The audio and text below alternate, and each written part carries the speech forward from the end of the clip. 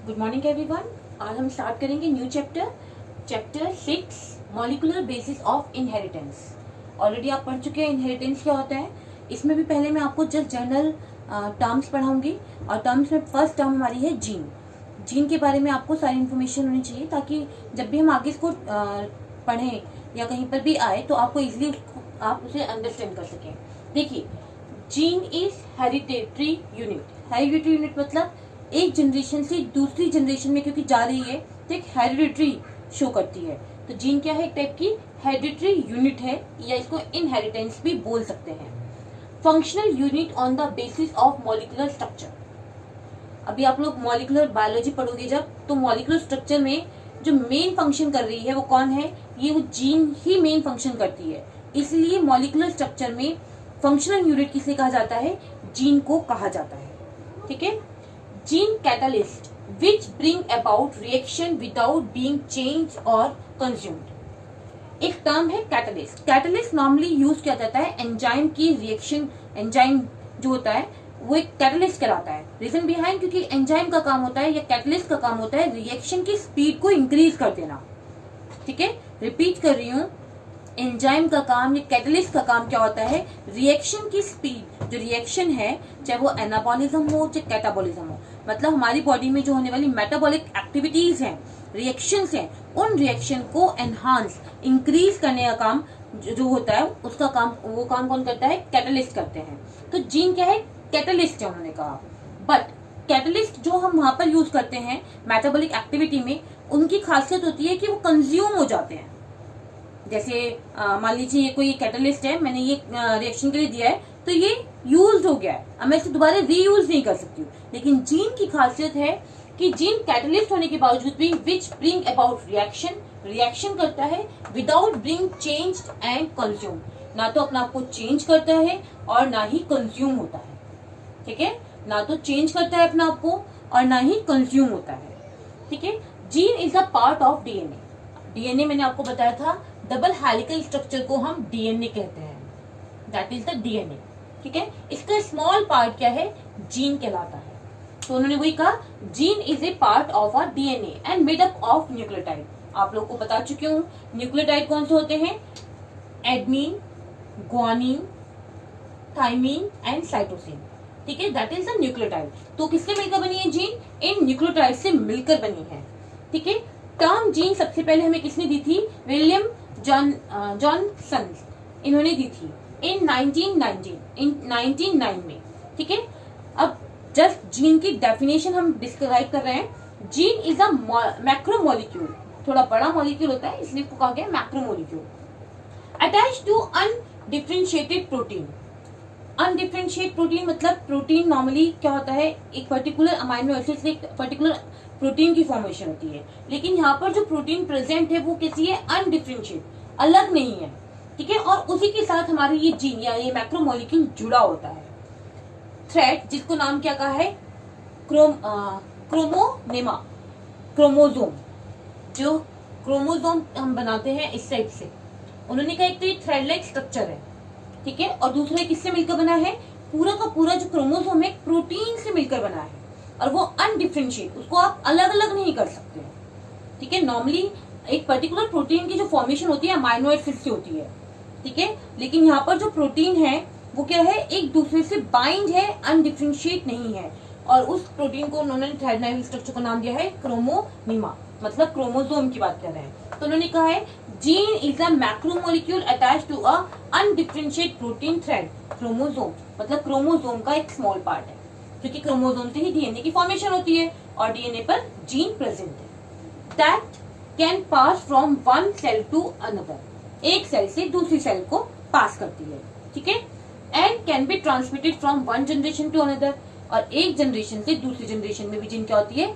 Transmit, पास होती है, without being change at all, और उसका कुछ भी अमाउंट चेंज नहीं होता है। जैसे कि हमने पढ़ा था, मेंडल ने लॉ पढ़ाए थे आपको, टॉल एंड ड्रॉप। तो टॉल वाली जीन थी कैपिटल टी और ड्रॉप वाली जीन थी स्मॉल टी। तो वो जब जीन टी है वो आगे भी ट्रांसफर जब हो रही है तो टी फॉर्म में ही ट्रांसफर हो रही है, वो अपना आपको चेंज नहीं करेगी। तो वही चीज उन्होंने कहा है कि can pass from one cell to another and can transmit it from one generation to another without being changed at all. ठीक है. Next, gene are located on chromosome. Chromosome पे प्रेजेंट है thread. Total number of gene present on haploid set of chromosome representing one genome. ये बहुत important part है. बहुत बार short note होता है कि जीनोम किसे कहते हैं. मैंने आपको पहले ही बताया था हमारी बॉडी में क्रोमोसोम का नंबर है 23 पेयर. ठीक है, जिसमें से 22 पेयर क्या है, ऑटोसोम है. तो उन्होंने कहा ये जो 22 पेयर है उस एक पेयर के सेट पर बताया उन्होंने. देखिए, total number of gene present on haploid set of chromosome. Haploid का मतलब है ये 22 पेयर है. पेयर का मतलब हो गया 44. ठीक है ना, 22 के डबल 44 हुए ना. तो ये जो हैप्लॉइड सेट है 22, उसमें टोटल नंबर ऑफ जीन जो प्रेजेंट होती हैं उसको हम जीनोम नाम देते हैं. ठीक है, क्या नाम देते हैं, जीनोम का नाम दिया जाता है. मतलब हमारी बॉडी में 46 क्या है, क्रोमोसोम है, लेकिन ये क्या है, 2n है. तो हैप्लॉइड क्या हुआ, n, मतलब 23, जिसमें हम सेक्स क्रोमोसोम निकाल दोगे तो ये 22 क्रोमोसोम रह जाएंगे. तो ये 22 क्रोमोसोम पे जितनी भी जीन प्रेजेंट होंगी उन जीन को कहा जाता है, उन सारी जीन्स को कहा जाता है. 22 के पूरे क्रोमोसोम पे प्रेजेंट जीन को जो टोटल नंबर है उसके लिए टर्म यूज करते हैं हम जीनोम, की 1 जीनोम, प्रेजेंट 1 जीनोम.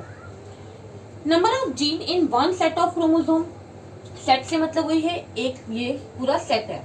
ठीक है, तो उस पर प्रेजेंट उन्होंने जीन का नंबर बताया है. क्या है, number of gene in one set of chromosome range in between 10,000 to 15,000. उन्होंने कहा लगभग 10,000 और 15,000 के बीच में जो अमाउंट है उतनी वो प्रेजेंट होती है अकॉर्डिंग टू स्पेसिफिक क्रोमोसोम. ठीक है.